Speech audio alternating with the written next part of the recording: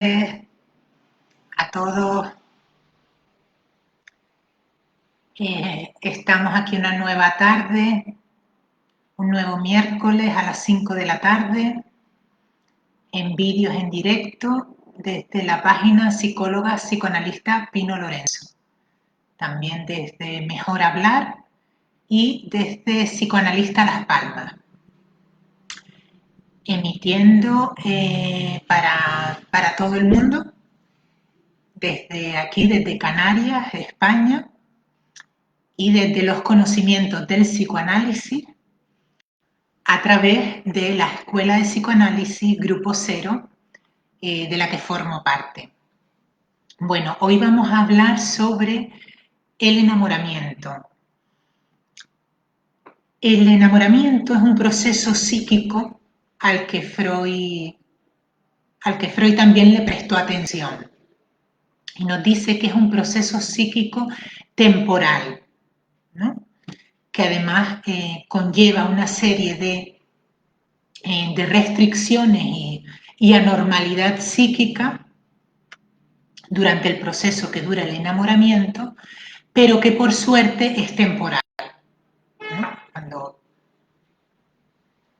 Cuando pasa esta etapa, desaparecería también esa anormalidad psíquica. Bueno, el enamoramiento consistiría en la ligazón de la libido al objeto amado, ¿no? Ligar la libido al objeto amado.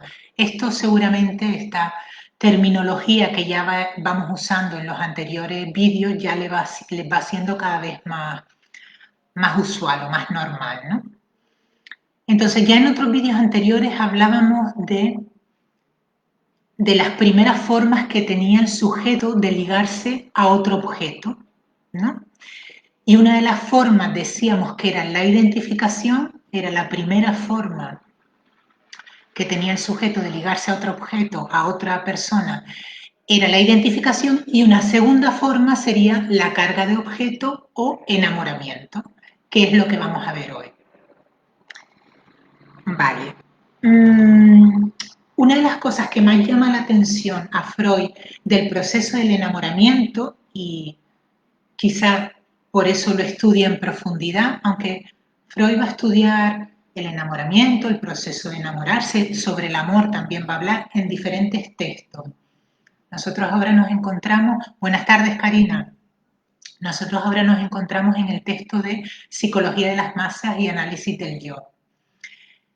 Y en este texto, por lo menos, en Psicología de las Masas y Análisis del Yo, una de las cosas que le llama la atención a Freud de este proceso del enamoramiento es la superestimación sexual del objeto amado. ¿Qué quiere decir esto? Que al objeto amado, durante la fase de enamoramiento, se le atribuyen toda clase de virtudes, de beneplácitos, de cosas buenas, y está exento de errores, de fallos o de defectos. Y esto le llama la atención a Freud y es por lo que profundiza en ello, en este proceso.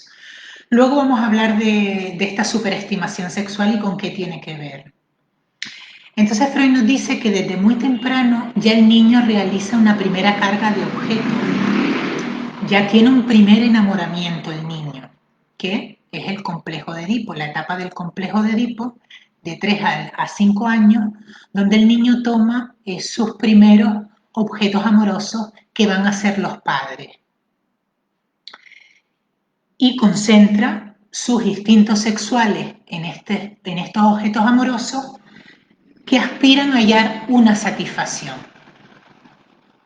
Sin embargo, estas pulsiones sexuales han de ser reprimidas, tienen que ser reprimidas, y el niño tiene que renunciar a los objetos o a la satisfacción sexual de este primer enamoramiento. ¿Por qué? Por un lado, porque es un primer enamoramiento en un cuerpo de niño no preparado para la función sexual.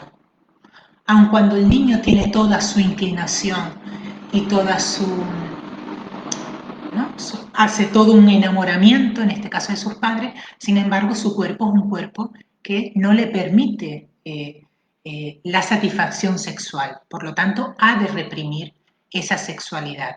Por un lado sería este el motivo y por otro lado sería el motivo de que las primeras figuras sobre las que el niño enlaza su libido son objetos incestuosos, ¿no?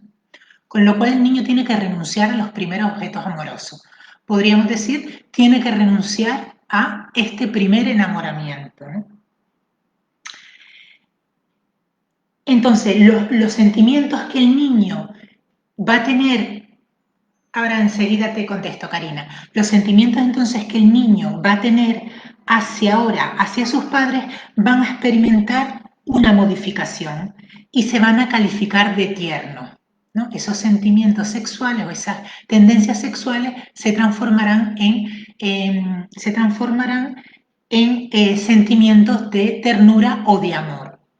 Sin embargo, las tendencias anteriores sexuales van a quedar en mayor o en menor medida reprimidas en el inconsciente y van a tener una función importante en el desarrollo psicosexual del sujeto, ¿vale? Aunque van a ser transformadas en una corriente tierna, van a permanecer en lo inconsciente. Vale, vamos con la pregunta de Karina. Las personas que no pueden tener relaciones largas y sí solo enamoramientos o solo consiguen tener un único amor, es algo referido a Edipo. Sí, podríamos decir, Karina, que se quedan fijadas en estos primeros objetos amorosos, pudiendo solo amar al padre o solo amar a la madre. Sí, podría ser. Por supuesto, como siempre decimos, hay que estudiar cada caso, ¿no? Pero podría darse ese caso, ¿no? Entonces, el niño permanece en adelante, al tener que renunciar a esa primera sexualidad o a esa sexualidad infantil, permanece en adelante ligado a sus padres con instintos a los que podemos llamar coartados en sus fines, frente a los instintos libres que serían de satisfacción sexual, ¿no? A partir de ahora, la corriente hacia sus padres la podemos llamar coartadas en sus fines. O también calificar, como decíamos antes, de sentimientos tiernos. Vale. Pero en la pubertad van a surgir estas tendencias nuevamente orientadas hacia fines sexuales directos. Es decir, cuando ya en el puber, en el adolescente, ya tiene su cuerpo preparado para la sexualidad, nuevamente surgen estas tendencias sexuales. Y así van a aparecer las dos corrientes, las tendencias sexuales, pero también las tiernas, que tendrían su origen en este renunciamiento a la sexualidad infantil. En el peor de los casos, nos dice Freud, van a aparecer separadas la corriente sexual y la corriente tierna. Y se daría esa situación que se puede dar en el adolescente, pero que va a determinar un tipo de elección de objeto en la edad adulta, cómo es la separación de estas dos corrientes, de tal manera que el hombre solo puede amar, no ama a una mujer y desea a otra. No puede sintetizar en un mismo objeto ambas corrientes, la sexual y la tierna, sino que quedan disociadas, de tal manera que solo amará, que a la mujer a la que ama no desea, que también ahí hay algo edípico, ¿vale? A la mujer que amo y no deseo, es decir, que está muy reprimida la sexualidad, es porque esa mujer a la que amo me recuerda o está en la línea de los objetos incestuosos que tendría su primer objeto incestuoso en la madre, ¿no? Entonces, quedarían disociados, amaría a una mujer y desearía a otra, ¿no? Y que sería un tipo de elección de objeto, ¿no? Además que solo podría amar a aquellas mujeres a las que respeta y sin embargo desearía sexualmente a aquellas mujeres a las que pues no tienen estima no tienen estima o incluso discriminan, ¿no? O les parecen inferiores, ¿no? Vale. Entonces, sin embargo, lo más frecuente es que el joven consiga aunar ambas corrientes en el mismo objeto y pueda amar y desear a la misma mujer. Los instintos coartados en su fin, es decir, los instintos tiernos, son los que van a marcar el grado de enamoramiento del sujeto, ¿vale? Mayor o menor grado. Superestimación sexual, lo que hablábamos antes, ¿no? Esto nos dice Freud que es una característica que él descubre en el enamoramiento, la superestimación del objeto sexual. El objeto amado queda sustraído a toda crítica, siendo estimadas todas sus cualidades y parece no tener defectos. A un observador ajeno, ¿no? Incluso la persona que tiene todas estas cualidades, cuando le era indiferente al sujeto, no resaltaba en sí estas personas, estas cualidades, ¿no? Es decir, esta superestimación de las cualidades parece atribuírselas cuando se enamora de esa persona, ¿no? O incluso por encima de otras personas que son indiferentes, ¿no? Entonces, lo que iba a decir antes, ¿no? Que a la observación de un sujeto externo, incluso esa superestimación sexual nos puede parecer carente de significado o de sentido, ¿no? Porque vemos que esa persona no es tan maravillosa o en su defecto tiene algunos errores o algunos defectos como todos tenemos, ¿no? Y nos dice Freud, lo que falsea el juicio es la tendencia a la idealización, ¿no? Durante la fase del enamoramiento se idealiza el objeto. A medida que el enamoramiento y la superestimación sexual se van acentuando, va haciéndose más fácil la interpretación de este cuadro, ¿no? Freud lo va a llamar cuadro al enamoramiento, ¿no? Como si fuera un cuadro patológico. Podríamos decir que el proceso que dura el enamoramiento tiene muchas características, como decía antes, de anormalidad psíquica, ¿no? De parecerse en algunos puntos a algunos cuadros patológicos, que, por supuesto, es un cuadro temporal que termina desapareciendo el enamoramiento, ¿no? Hay un momento que el objeto cae de esa idealización, ¿no? Entonces, a medida que esta superestimación y el enamoramiento se van acentuando, se va haciendo más fácil la interpretación del cuadro. Vamos con una pregunta de Karina. ¿Se puede decir que el enamoramiento es con la mirada de ese bebé por la mamá?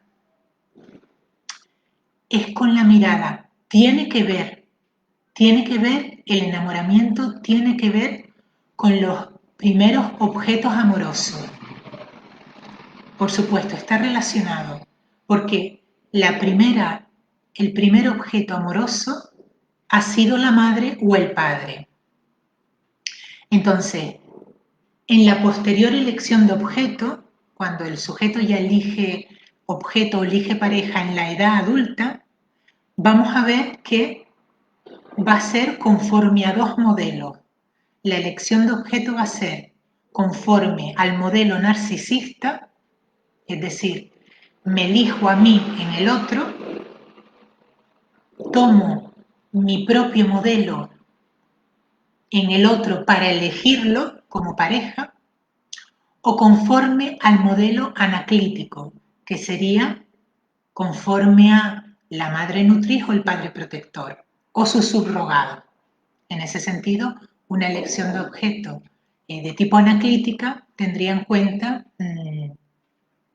rasgos, ¿no?, de la madre o rasgos del padre o de su subrogado. Vale, entonces,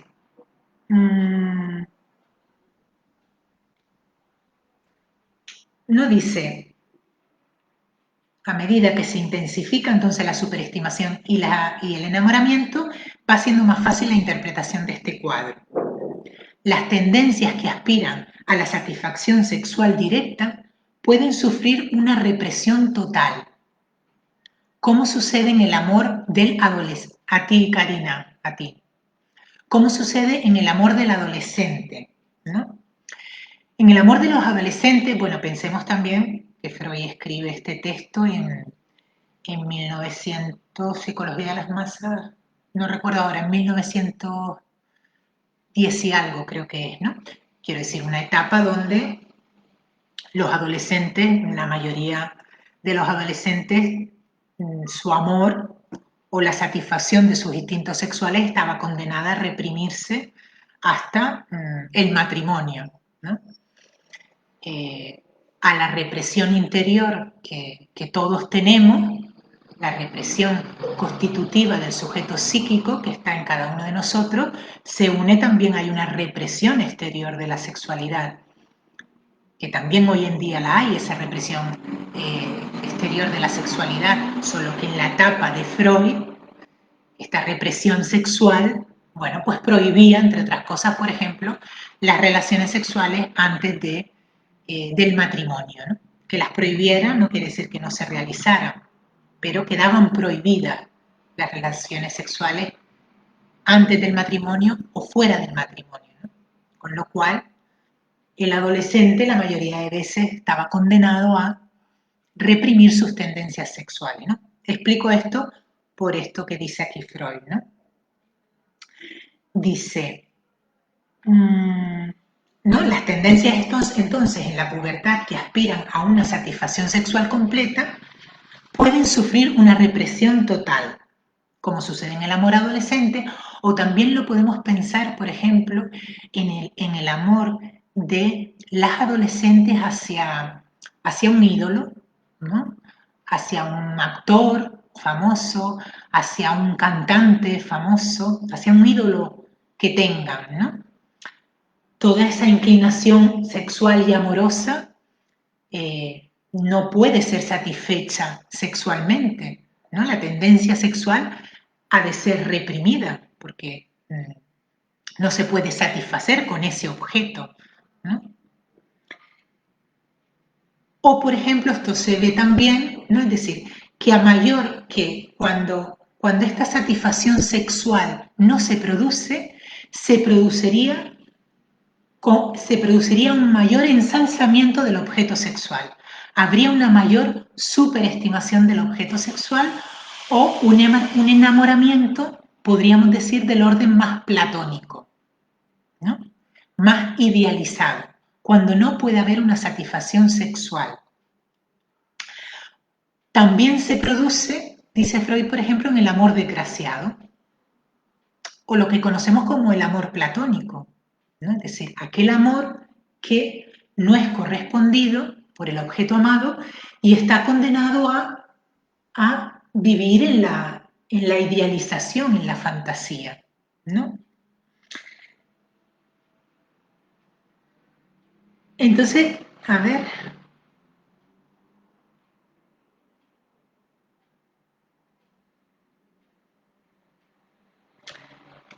Porque además dice Freud, dice, es interesante observar que precisamente las tendencias coartadas en sus fines, como la que estamos hablando, las corrientes tiernas, son las que crean los lazos más duraderos entre los hombres.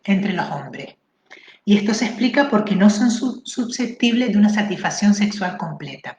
Es decir, aquellas relaciones, por ejemplo, más duraderas serían en las que estaría excluida la satisfacción sexual, como por ejemplo las relaciones de amistad o las relaciones de colegas a nivel laboral, ¿no? Es decir, que la satisfacción sexual va a ir, nos dice Freud, va a ir haciendo que la estimación, la superestimación del objeto sexual vaya cayendo.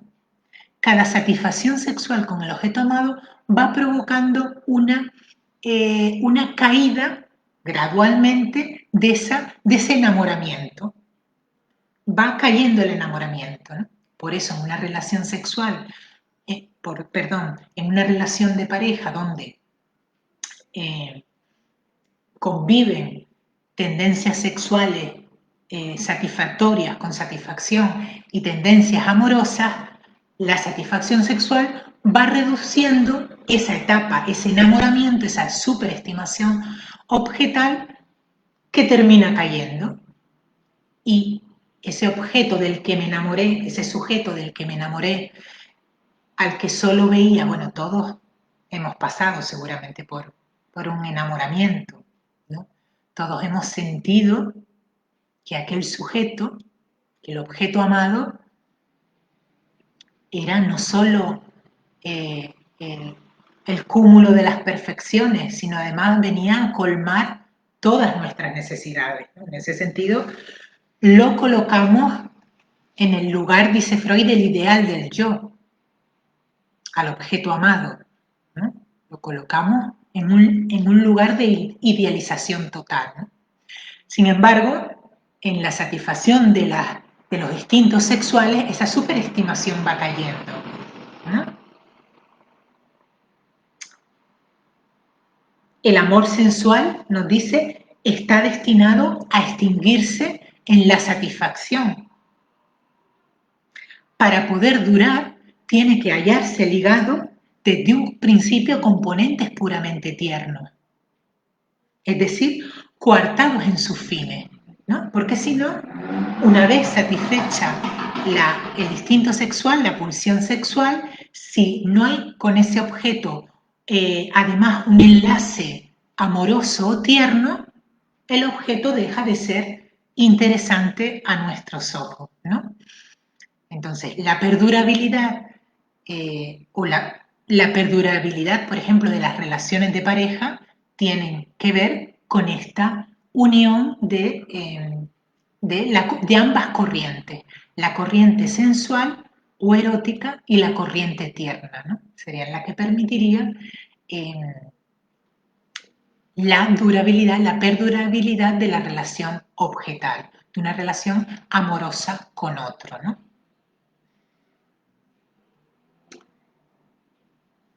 Entonces,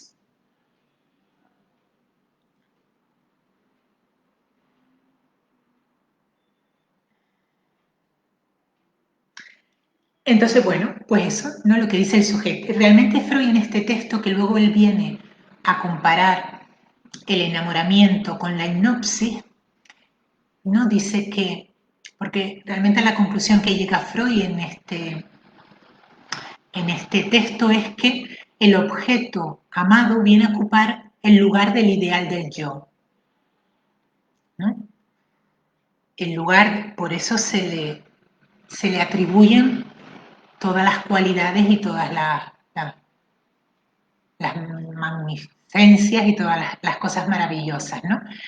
Realmente en el enamoramiento, el enamorado es humilde, ¿no? Empobrecido frente al objeto amado, el enamorado, ¿no? Pensemos, por ejemplo, en, en el amor cortés, ¿no? Donde el enamorado es un vasallo, es un siervo de su amada, ¿no? Y la situación del amado es una situación humilde, de servidumbre casi, ¿no? El yo queda empobrecido, pero queda empobrecido por este proceso, ¿no? En el amor cortés se ve muy claramente, ¿no? Como, además, en el amor cortés también se ve esto del amor platónico en el sentido de inalcanzable, ¿no? ¿No? Donde se sitúa a la amada en un lugar de perfección al que el sujeto no puede alcanzar o no puede llegar. Como sujeto humano no puede, es inalcanzable ese amor, ¿no? Y toda esa incapacidad de poder acceder, ¿no? O de poder dar a los instintos libres satisfacción, promueven o provocan o intensifican el amor platónico del amor cortés, ¿no? Pero lo que viene realmente a explicar esto es que el objeto viene a ocupar el ideal del yo en el sujeto. ¿Y qué queremos decir con esto? Que ocupe el ideal del yo.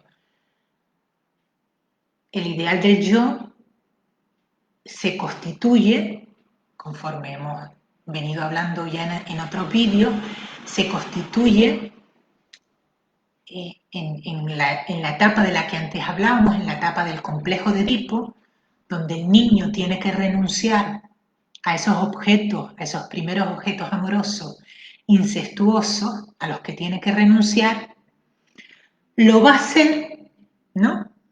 Tiene que renunciar porque quedan prohibidos y realmente lo va a hacer en la realidad, ¿no? Renuncia a ellos, pero no lo va a hacer a nivel psíquico. El sujeto, de una u otra manera, esas primeras tendencias sexuales amorosas hacia sus padres van a quedar de alguna u otra manera a nivel inconsciente, en la fantasía. Es decir, que renuncia y no renuncia. Y en ese no renunciamiento van a conformar su ideal del yo, que tomará rasgos de esos primeros objetos amorosos. Tomará rasgos del padre y tomará rasgos de la madre, en calidad de ideal y de perfección. Entonces, ese ideal del yo es el que, bueno, pues la perfección a la que todos tendemos, ¿no? Todos tenemos un ideal del yo al que queremos aspirar, al que a veces nos acercamos y del que a veces nos alejamos, ¿no? Pues en el enamoramiento, el objeto amado estaría en el lugar del ideal del yo. Vale, vamos con una pregunta de Karina. Los sujetos que no logran amar, la búsqueda de la perfección, los sujetos que no logran amar, la búsqueda de la perfección en el otro es porque el ideal del yo, los sujetos que no logran amar, la búsqueda de la perfección en el otro es por, más que no logran amar, es que no logran amar y desear al mismo objeto. Sería, ¿vale? Es decir, que amarían a un tipo de mujeres, es decir, a la mujer que aman no la desean y a la mujer que desean no la aman. Son sujetos, por ejemplo, que en su vida conyugal, por ejemplo, pueden tener una relación amorosa con su pareja, con su mujer, y a lo mejor no poder, son impotentes sexualmente frente a sus esposas, con las que a lo mejor a las cuales no desean. Y necesitan buscar la satisfacción sexual en mujeres, por ejemplo, pues que no tengan esa perfección, mujeres de dudosa reputación, ¿no? Mujeres a las que incluso el propio sujeto puede denigrar o despreciar, sin embargo, con esas mujeres consiguen el deseo sexual o consiguen ser potentes sexualmente, pero no con las que aman, ¿no? Entonces sería en ese sentido, ¿no? Realmente la perfección, o sea, sería como que la mujer amada quedaría prohibida de alguna manera, ¿no? Quedaría ocupando como un lugar en el ideal del yo al cual el sujeto no puede mancillar, ¿no? Con la relación sexual. Bueno, vamos terminando por hoy. Espero que les haya gustado la clase de hoy. Seguimos el próximo miércoles con más y nuevos vídeos. Y ya saben, si quieren ver los vídeos de las clases pasadas, pueden hacerlo en el canal de YouTube, Pino Lorenzo, y ahí están todos los vídeos anteriores. La mujer sería el lugar de la madre. La mujer sería el lugar de la madre. A ver, Karina, explícate un poquito. La mujer sería el lugar de la madre. Vale, sí, la mujer, la esposa te refieres. Ocuparía el lugar de la madre. Podría ocurrir. Esto que estábamos describiendo antes es un tipo de elección erótica, ¿no? Que Freud descubre y que Freud analiza, ¿no? El hombre que no puede amar y desear a la mujer, a la misma mujer. Puede ocurrir que hombres impotentes sean impotentes a causa de que la relación con sus mujeres mm, mm, a ver, ¿cómo decirlo? Se tornen incestuosas en el sentido de que colocan a su mujer en la posición de la madre de alguna mujer, es decir, se relacionan con su mujer, ¿no? A nivel consciente, ¿no? A nivel consciente se relacionan con su mujer, con su esposa, pero a nivel inconsciente esa relación es como si fuera una relación con su madre y es lo que les impide, por ejemplo, la satisfacción sexual. Tenemos que pensar que la satisfacción sexual solo es, ¿no? Es el amor.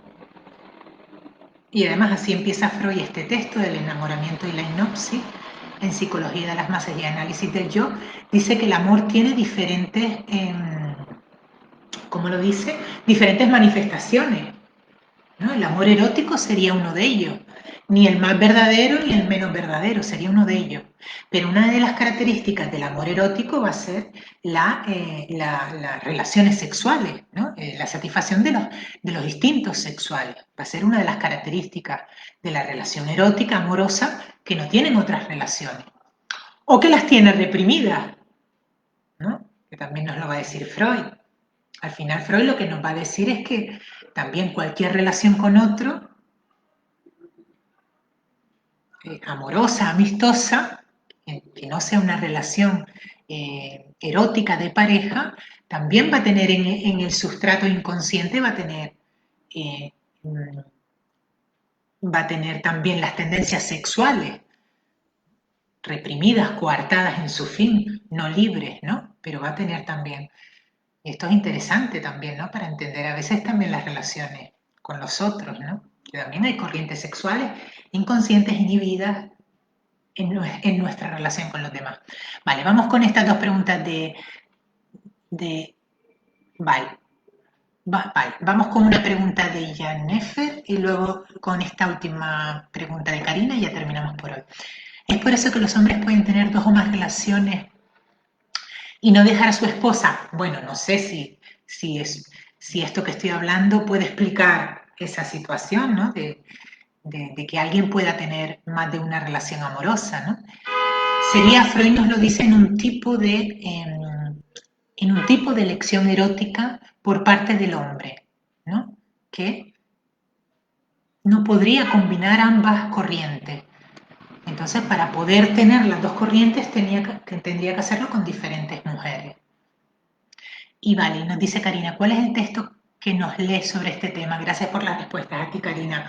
El texto es en Psicología de las Masas y Análisis del Yo, que lo pueden encontrar en Internet. En Internet están las obras completas, concretamente el epígrafe de enamoramiento e hipnosis. Ahí pueden hallar todo lo que hemos visto en esta clase.